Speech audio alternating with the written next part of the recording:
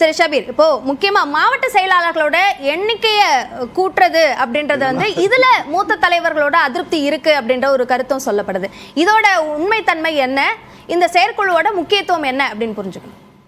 முதல்ல மாவட்ட செயலாளர்கள் கூட்டம், அதுக்கப்புறம் வந்து அவசர செயற்குழு கூட்டம் அப்படின்னு வரும்போது வெளியே இருக்கக்கூடிய கட்சிக்காரங்களாக இருந்தாலும் சரி, பத்திரிகையாளர்களாக இருந்தாலும் சரி, அல்லது எதிர்கட்சி முகாமில் இருக்கக்கூடியவர்களும் சரி, ஏதோ ஒரு முக்கியமான டெவலப்மெண்ட் நடந்திருக்கு போல அப்படின்னா வந்து அதை கவனிப்பாங்க, அதை விவாதிப்பாங்க. எங்கள் கட்சி பிரச்சனை யாருமே பேசக்கூடாது அப்படின்ற அந்த மனநிலையிலேருந்து அதிமுக காரங்க முதல்ல வெளியே வரணும். கட்சிக்குள்ள பிரச்சனை இருக்கா இன்னைக்கு அதிமுக இல்லைன்னா 1000 பிரச்சனை இருக்குது.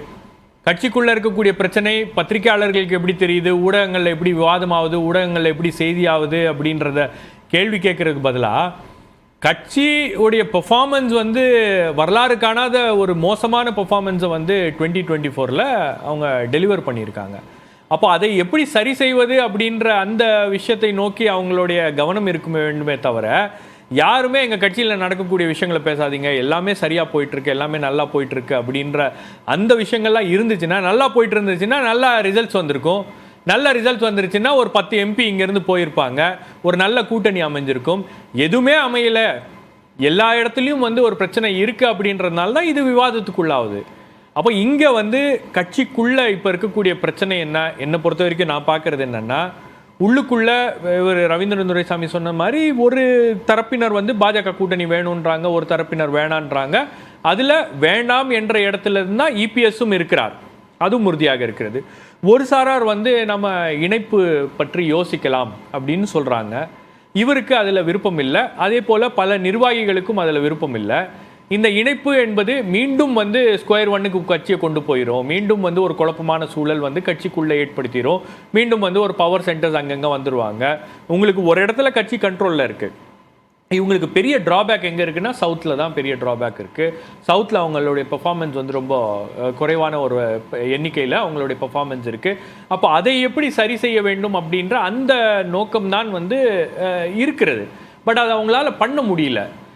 இன்னொரு பிரச்சனை என்னன்னா, இந்த இணைப்பு ஒரு தேர்தல் நடந்து முடிஞ்ச உடனே ஒரு தோல்வி என்றது ஏற்பட்ட உடனே இணைப்பு அப்படின்ற விவகாரம் வந்து மீண்டும் தலை தூக்குகிறது. இணைப்பை பற்றி பேசும்போது அது ஒரு விவாதமாக கட்சிக்குள்ளே போயிட்டே இருக்கு.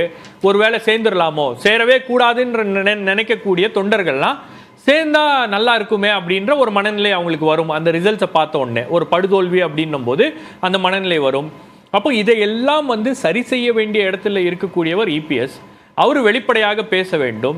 வெளிப்படையாக இது வரைக்கும் இந்த விஷயங்கள் குறித்து அவர் பேசலை. பாஜக குறித்து பேசியிருக்கிறார், இணைப்பு குறித்தும் வந்து அவர் பேசுகிறாரு.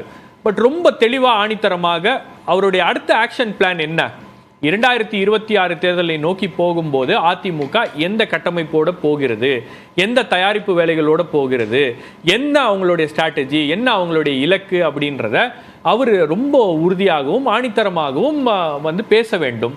அந்த ஒரு ரோட் மேப்பை அவர் வந்து கட்சி தொண்டர்களுக்கு கொடுத்தாருன்னா, ஒரு நம்பிக்கையை கொடுத்தாருன்னா, இந்த மாதிரியான குழப்பமான விஷயங்களோ அல்லது பதற்றமான விஷயங்களோ கட்சியில ஏற்படுவதற்கான ஒரு வாய்ப்புகள் இல்லை அப்படின்றத தெளிவுபடுத்துறாரு. அவர் பல இடங்கள்ல தெளிவுபடுத்துறாரு. அவர் மட்டும் இல்ல, மற்ற தலைவர்களும் சொல்றாங்க. இருந்தாலும் அதை நோக்கி அந்த கேள்விகள் எழுப்பப்படுது.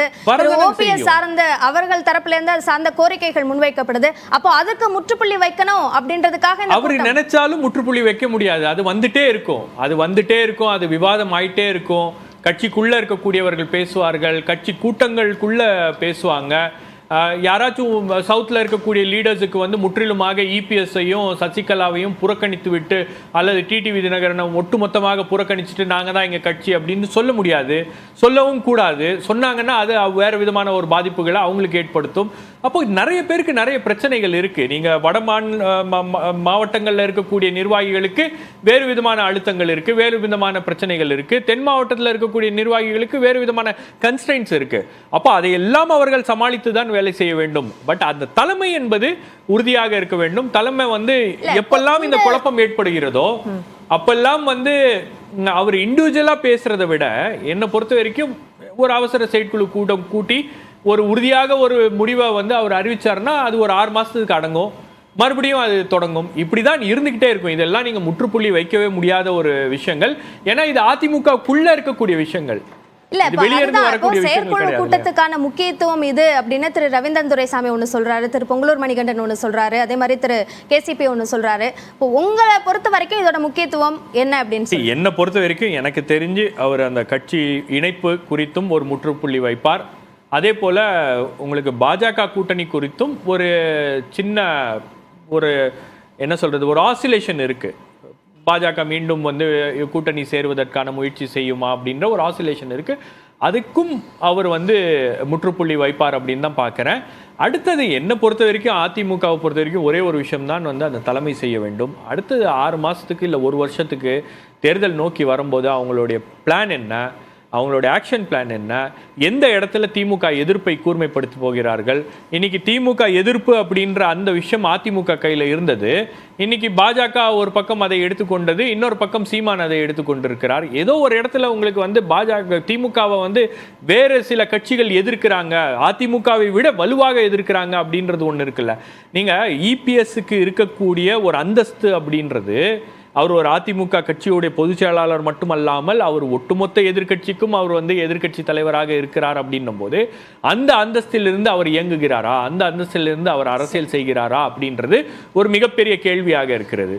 உங்களுக்கு ஒரு எதிர்க்கட்சி தலைவர் அந்தஸ்துல இருந்து நீங்க இருக்கீங்க அப்படின்னா சந்தேகம் இருக்கு இல்ல, உங்களுக்கு லா அண்ட் ஆர்டர் விஷயம் வந்துச்சு, நீங்கள் அசம்பிளியில் போய் இது கள்ளக்குறிச்சி வந்துச்சு, அசம்பிளியில் போய் கோஷம் போட்டுட்டு நீங்கள் வெளியே வந்துட்டீங்க, அதுக்கப்புறம் ஒரு ஆர்ப்பாட்டம் பண்ணீங்க, உங்களை சஸ்பெண்ட் பண்ணாங்க, அத்தோட அந்த நடவடிக்கைகள் நிற்குது. அது அடுத்த கட்டத்துக்கு நீங்கள் எப்படி எடுத்துகிட்டு போகிறீங்க? இப்போ ஆம்ஸ்ட்ராங்குடைய படுகொலை, லா அண்ட் ஆர்டரில் மீண்டும் பெரிய அளவுக்கு பிரச்சனை இருக்குது. ஒரு எதிர்க்கட்சி தலைவராக உங்களால் வந்து ஒரு கூட்டணி கட்சியை கூப்பிட்டு ஒரு ஆலோசனை நடத்த முடியலையே, ஏன் அதை செய்யலை? ஒரு எதிர்க்கட்சி தலைவராக மு.க. ஸ்டாலின் அவர்கள் அதை செய்தார். அதிமுக கிட்ட இருந்து தானே வருதுங்க, அறிக்கைகளாக மட்டும்தான் வருகிறது. பட் அது ஆக்ஷன்ல எங்க கன்சாலிடேட் ஆகுது? அது எங்க பொதுமக்கள் மத்தியில் பேச்சுவார்த்தையாக அது மாறுகிறது, பேச்சு பொருளாக அது மாறுகிறது. எதிர்க்கட்சி தலைவராக இருக்கும்போது திரு மு.க. ஸ்டாலின் ஒரு அனைத்து கட்சி கூட்டத்தை கூட்டினாரா இல்லையா? கூட்டணி கட்சி தலைவர்களுடைய கூட்டத்தை கூட்டினாரா இல்லையா? முக்கியமான பிரச்சனைகள் குறித்து அவர் விவாதித்தாரா இல்லையா? அப்போ எதிர்க்கட்சியாக இருக்கக்கூடிய இபிஎஸ் ஏன் அதை செய்ய மறுக்கிறார்? ஏன் அதை அவரால் செய்ய முடியல? நீங்க இன்னைக்கு சீமானை வந்து எல்லாரும் சொல்றாங்க, சீமானுக்கும் அவருக்கும் ஒரு அண்டர்ஸ்டாண்டிங் இருக்கு அப்படின்னு. ஏதாச்சும் ஒரு இடத்துல 2 பேருடைய சந்திப்பு நடந்திருக்கிறதா, அல்லது இவர் யாரையாச்சும் போய் சந்திச்சிருக்காரா? நீங்க 2 தலைவர்கள் சும்மா போய் சந்திச்சுட்டு போங்க, அது ஒரு பெரிய விவாத பொருளாக மாறும் இல்லையா? நாளைக்கு அது கூட்டணிக்கான ஒரு அஸ்திவாரமாகவும் அது அமையும் இல்லையா? அப்போ இதெல்லாம் உங்களை சுத்தி அரசியலை சுழல வைக்க வேண்டும் அப்படின்னா அவர் என்ன பண்ணணும்? அதை அவர் செய்கிறாரா அப்படின்னா ஒரு எதிர்க்கட்சி ஸ்தானத்துல இருந்து அவர் அதை செய்யலை அப்படின்னு தான் நான் பார்க்கிறேன். அப்போ இந்த விஷயங்கள் எல்லாம் வந்து அவர் கூர்ந்து கவனிக்க வேண்டும், அதை செய்ய வேண்டும் அப்படின்றது தான் ஒரு எதிர்பார்ப்பு. ஒரு எதிர்க்கட்சி தலைவர்கிட்ட இருந்து வேற என்ன எதிர்பார்க்க முடியும்? நீங்க அறிக்கை மட்டுமே கொடுத்துட்டு அந்த அறிக்கை உமாபதி வந்து எல்லா மீடியாவுக்கும் கொடுத்துருவாரு அப்படின்னு நீங்க அமைதியா சேலத்துல உட்கார்ந்தீங்கன்னா அது அரசியல் கிடையாது இல்லையா? அரசியல் என்பது உங்களுடைய நடவடிக்கை சார்ந்தது. நீங்க என்ன நடவடிக்கையில் ஈடுபடுறீங்க, என்ன விஷயங்களை நீங்க பேசுறீங்க. தமிழ்நாடு அரசியல் வந்து உங்களுக்கு கல்யாண வீடுகளில் தமிழ்நாடு அரசியல் என்பது பேச்சு பொருளாகி இருக்கிறது. ஒரு கல்யாண மேடைக்கு போனோம்னா கலைஞர் அவர்கள் பேசி அங்க ஒரு பெரிய ஒரு அரசியல் மாற்றத்தை அவர் நிகழ்த்தி இருக்கிறார். அந்த மாதிரியான அரசியல் எல்லாம் அவர் செய்யவில்லையே.